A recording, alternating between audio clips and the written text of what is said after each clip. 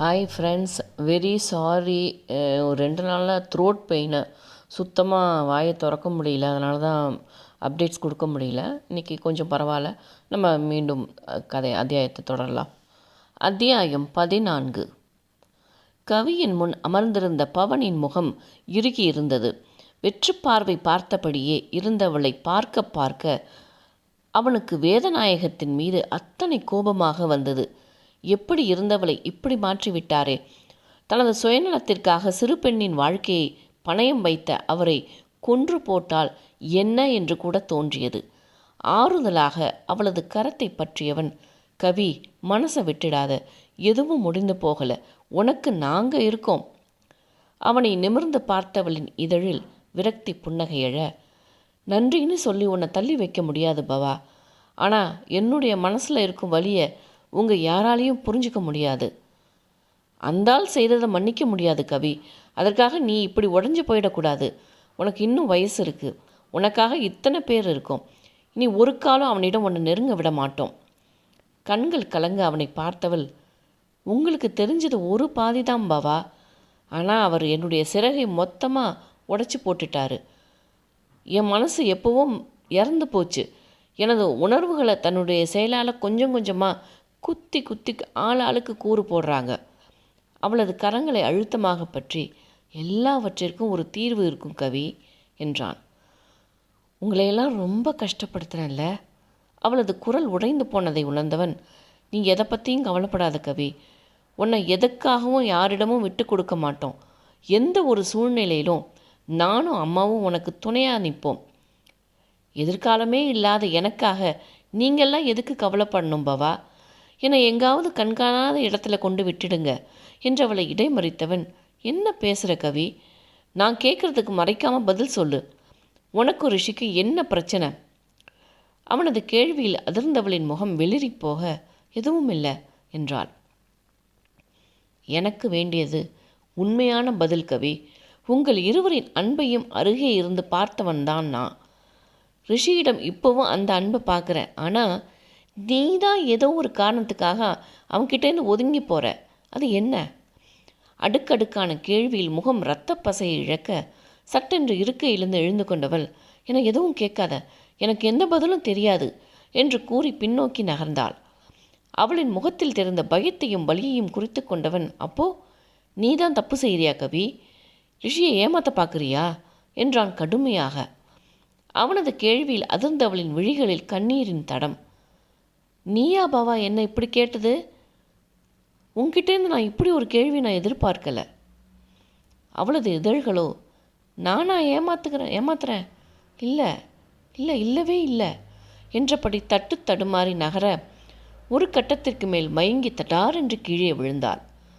அதை கண்டதும் பதறிப்போய் அவளை தூக்க முயற்சி செய்ய, அவளது இதழ்களோ, நான் இல்லை, அம்மா ஏன் என்ன பெத்த என்று புலம்பிக் கொண்டிருக்க, அலைக்காக அவளை தூக்கி கொண்டிருந்தவனின் காதுகளில் கடைசியாக அவள் சொன்ன வார்த்தை விழ, அது தந்த தாக்கத்தின் காரணமாக அவளுடனே அருகே இருந்த நாற்காலியில் விழுந்து விட்டான். மனமோ இவள் என்ன சொல்கிறாள் என்று அலறிக்கொண்டிருந்தது. அவளது வாயிலிருந்து தெரியாமல் வார்த்தைகள் வந்துவிட்டதா என்று அவளை மீண்டும் பார்க்க, அப்பொழுதும் அவள் சொன்னதையே தான் சொல்லிக் கொண்டிருந்தாள். அவனால் ஜீரணிக்க முடியவில்லை.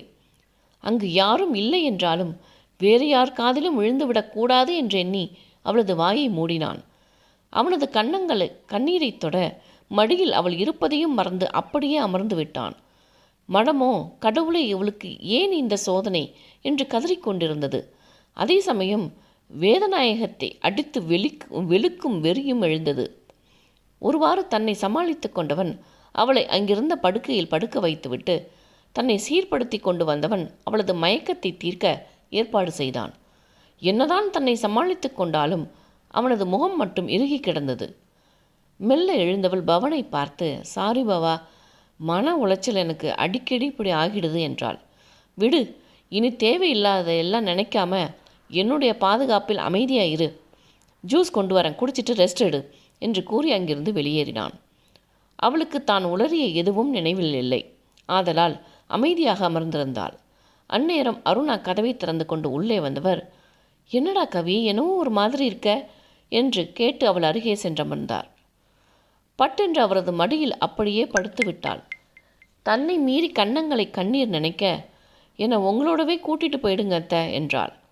அந்நேரம் உள்ளே நுழைந்த பவன், கவி என்று ஒரு அதட்டல் போட்டு, எழுந்துரு, இனி உன் கண்ணில் கண்ணீரை பார்க்கவே கூடாது.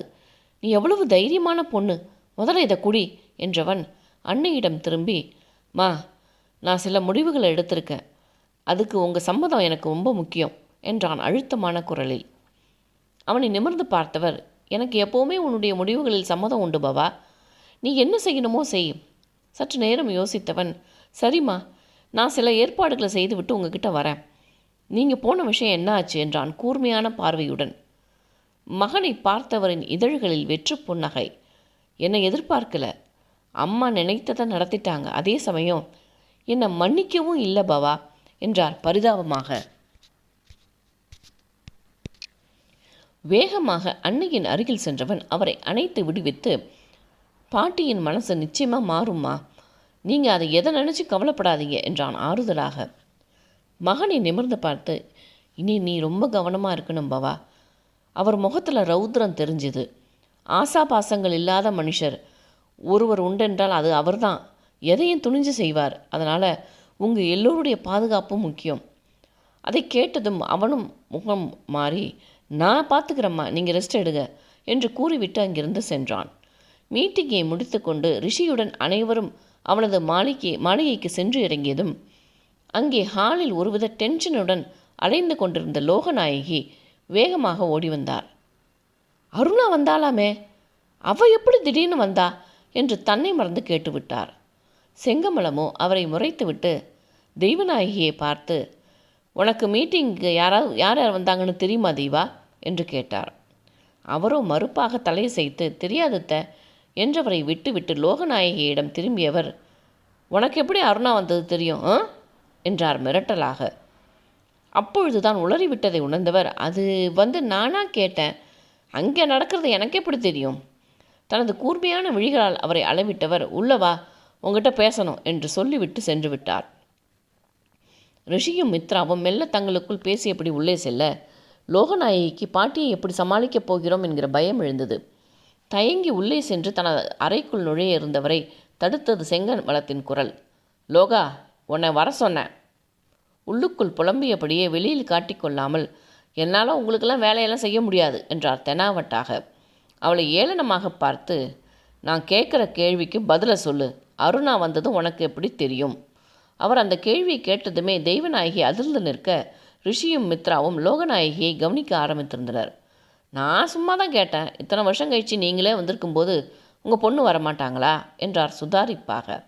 அதுவரை வேடிக்கை பார்த்து கொண்டிருந்த தெய்வநாயகி, அக்கா வந்திருந்தாங்களா அத்தை? வந்திருக்கா. லோகா, நீ எனக்கு இன்னும் பதில் சொல்லலை. உனக்கு ஆஃபீஸ்லேருந்து யார் தகவல் சொல்கிறது? எனக்கு யார் சொல்வா?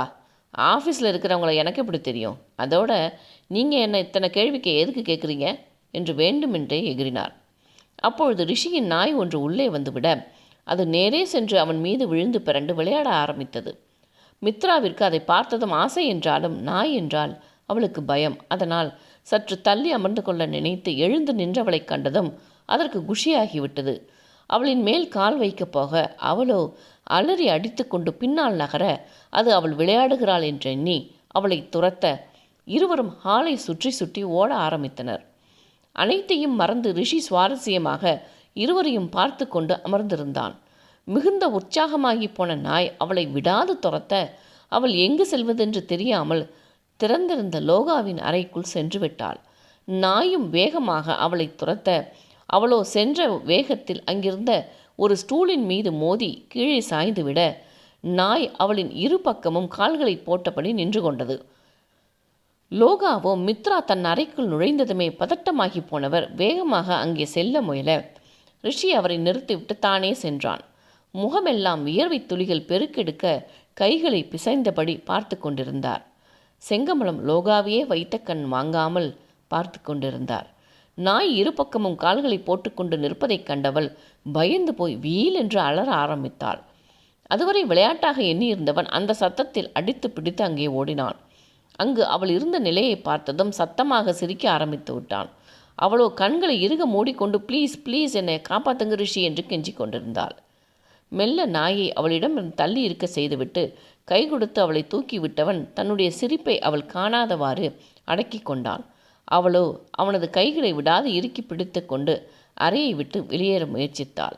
அவனும் எதுவும் பேசாது அவள் இழுத்த இழுப்பிற்கு பின்னே சென்று கொண்டிருந்தவனின் பார்வை ஓர் இடத்தில் நிலைத்து நின்றது. நீலோர் பலத்தில் அவன் கண்ட பொம்மை அங்கு சுவர் ஓரமாக கிடந்தது.